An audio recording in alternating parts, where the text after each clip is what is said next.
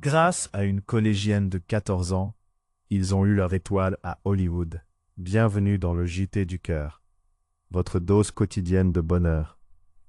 C'est Isaac, le chroniqueur de vos héros américains. Sourcé KTLA et ABC7. 8 janvier 2025. Los Angeles brûle. Le capitaine Dan Levens vient de terminer une garde entière sur un autre incendie. Quand les flammes gagnent sa propre rue, celle où il a grandi, et où vit encore sa mère. Plus d'équipe. Il appelle son frère Matthew, pompier lui aussi. Son fils James est déjà sur place. Il branche des tuyaux sur une bouche d'incendie.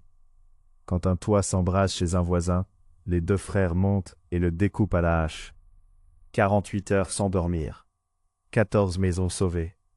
Diana Perlins, une voisine, raconte « Je pensais que notre maison était perdue. » Et puis on a reçu une vidéo de Dan qui disait « La vôtre est la dernière que j'ai pu sauver. » Au même moment, Roméo Petit, pompier canadien en vacances en Californie, se bat pour sauver la maison d'une amie et celle de ses voisins. Une habitante l'appellera son héros. Lui répond « Tout ce que je fais, c'est peut-être aider ne serait-ce qu'une seule personne. » Un an plus tard, les habitants offrent au frère Levens la hache de cette nuit-là. Le 19 novembre 2025, Dan et Matthew reçoivent la médaille du mérite. Mais la plus belle reconnaissance vient d'ailleurs.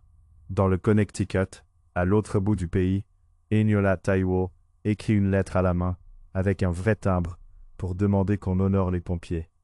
En décembre 2025, ils reçoivent leur propre étoile à Hollywood.